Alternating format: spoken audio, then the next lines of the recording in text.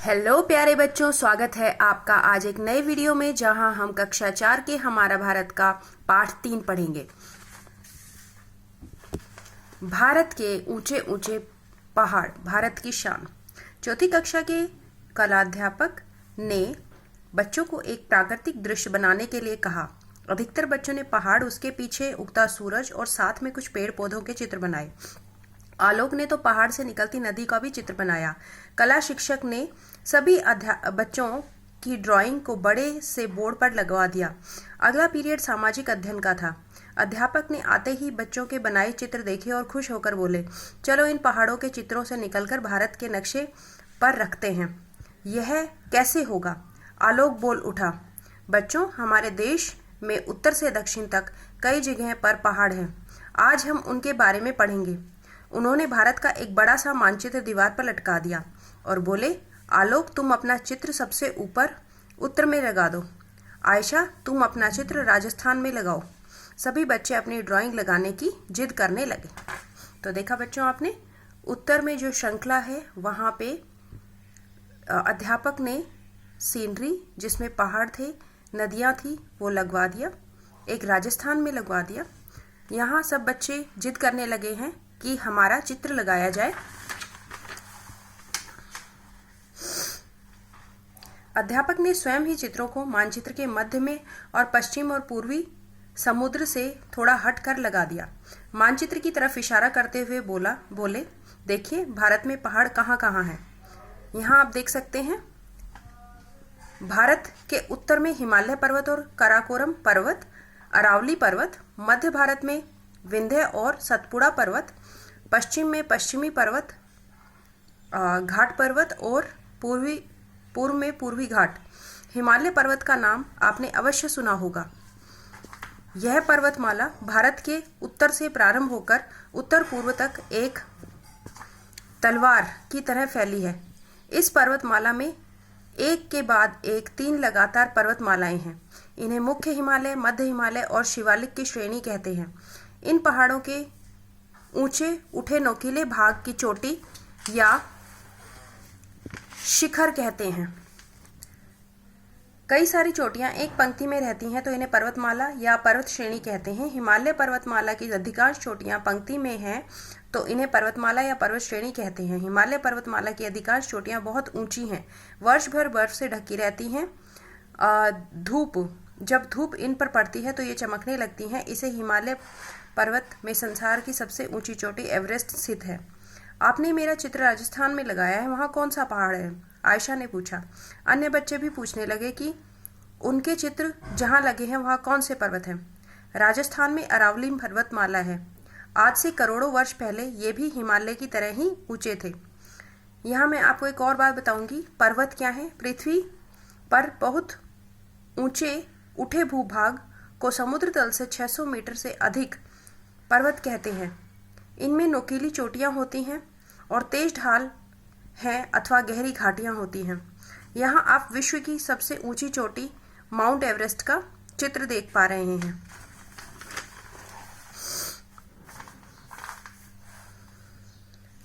किंतु आज वे घिसते घिसते, ये अरावली के बारे में बात हो रही है कि वे घिसते घिसते छोटे पहाड़ों के रूप में रह गए हैं। इसी तरह विंध्य और सतपुड़ा पर्वत हैं। ये भारत के लगभग मध्य में कम ऊंचे पर्वत हैं। पश्चिमी घाट एवं पूर्वी घाट पर्वत प्रायद्वीप भारत में है। इनमें पश्चिमी घाट पूर्वी घाट से अधिक ऊंचा है।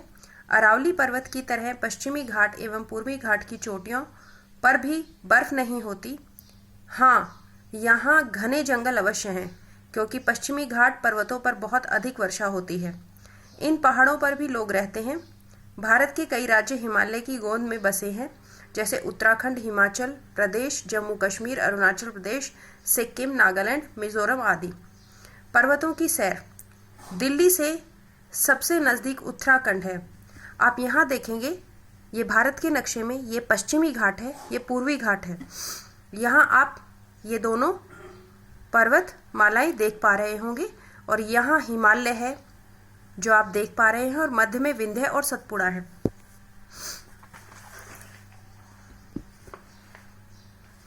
हरिद्वार एवं ऋषिकेश हिंदुओं के मशहूर तीर्थ स्थल हैं।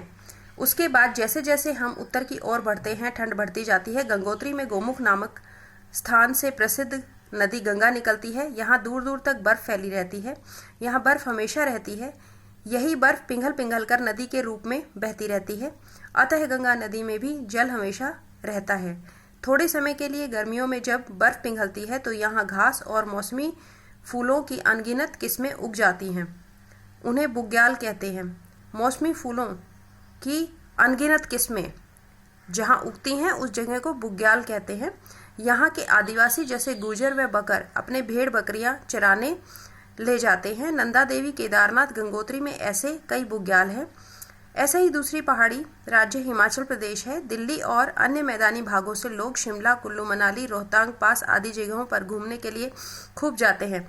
रंग बिरंगे कढ़ाई वाले गोल टोपी यहाँ की पहचान है। हिमाचल प्रदेश फलों मुख्य रूप से सेब की खेती के लिए मशहूर है। यहाँ पहाड़ों की ढाल पर चीड़ या देवदार के बड़े बड़े पेड़ होते हैं। फूलों की घाटी के बारे में यदि हम कल्पना करें कि चारों तरफ पहाड़ हो और बीच में छोटी सी घाटी, फूलों के असंख्य पौधे हों, ऐसे फूलों की घाटी उत्तराखंड के पहाड़ों में स्थित है। इसे फूलों की घाटी कहा जाता है। तो बच्चों, आपने देखा, सबसे पहले हमने उत्तराखंड के पहाड़ों को देखा है। यहाँ पे बहुत से बुग्याल भी होते हैं और यहाँ बहुत सारे दर्शनीय स्थल भी हैं, जैसे नंदा देवी, केदारनाथ, गंगोत्री और आपका कुल्लू मनाली, शिमला, रोहतांग, ये सब जो है हिमाचल में आ जाते हैं। और उत्तराखंड में ये हरिद्वार, ऋषिकेश, गंगोत्री, ये सब मैंने आपको बताए। उसके बाद हम आगे चलते हैं। हिमाचल प्रदेश से उत्तर पश्चिम में धरती को स्वर्ग कहा जाने वाला जम्मू कश्मीर राज्य है। इस राज्य का दक्षिणी भाग जम्मू कम ऊंचाई पर है। यहाँ का मौसम भी गर्मियों में गर्म एवं सर्दियों में ठंडा होता है। कश्मीर बर्फ से ढके पहाड़ों के मध्य है। यहाँ की डल झील और उस पर तैरते शिकारे और हाउस बोट बहुत ही सुंदर लगते हैं। यहाँ की मुख्य नदी झेलम है। कश्मीर में ऊंचे पहाड़ों पर देवदार, फर और चिनार के वृक्ष दिखाई देते हैं। चिनार के वृक्ष पर्वतों के निचले क्षेत्रों में भी होते हैं। यह राज्य मुख्य हिमालय की श्रेणियों से घिरा है।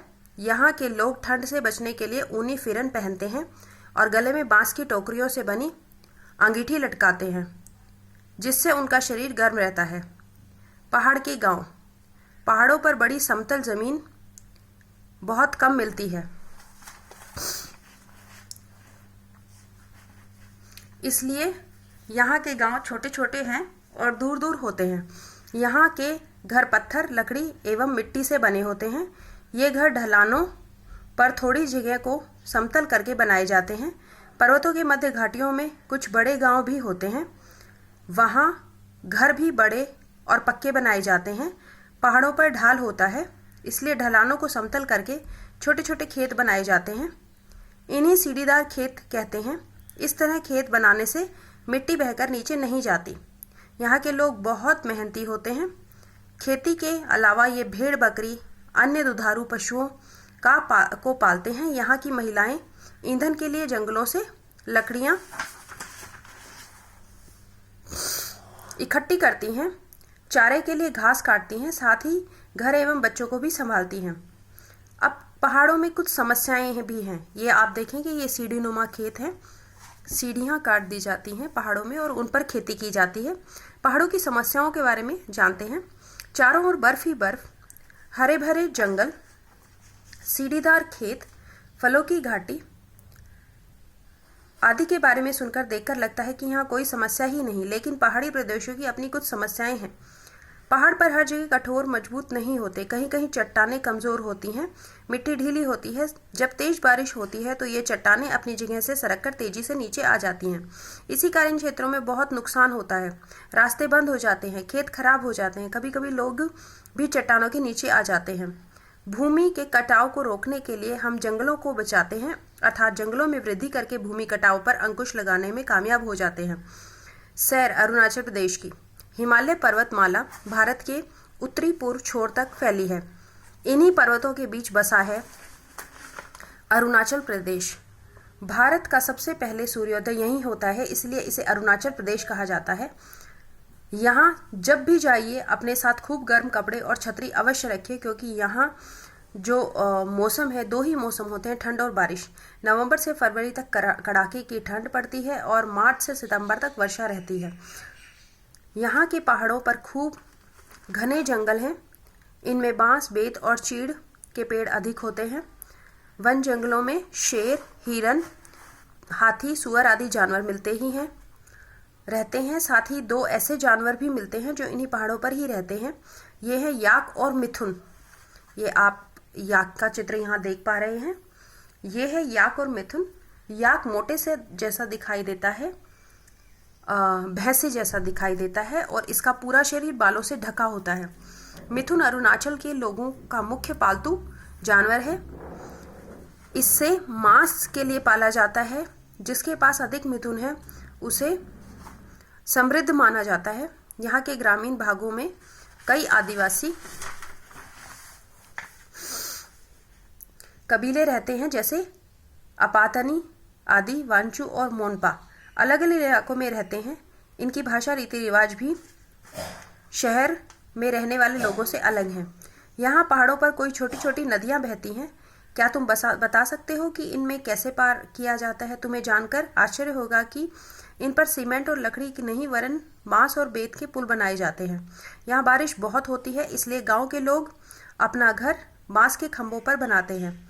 यानी उनके घर की फर्श जमीन से इतनी ऊपर होती है कि पानी नीचे से ही निकल जाता है।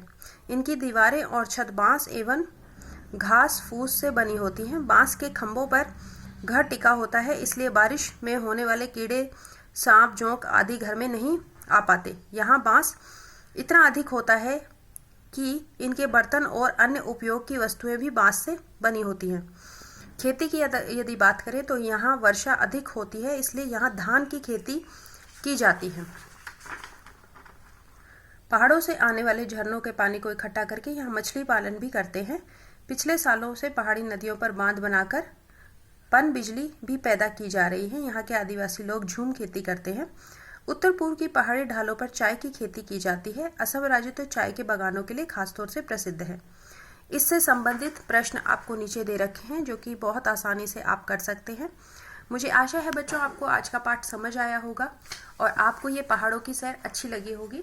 आज हमने उत्तराखंड, हिमाचल, अरुणाचल प्रदेश और पश्चिमी और पूर्वी तट के बारे में बात की। तो आप इन पर कभी ना कभी घूमने अवश्य जाएंगे और इन्हें स्वयं भी देखेंगे। अंत में मैं आपसे फिर यही कहूँगी, please like, share and subscribe. Thank you.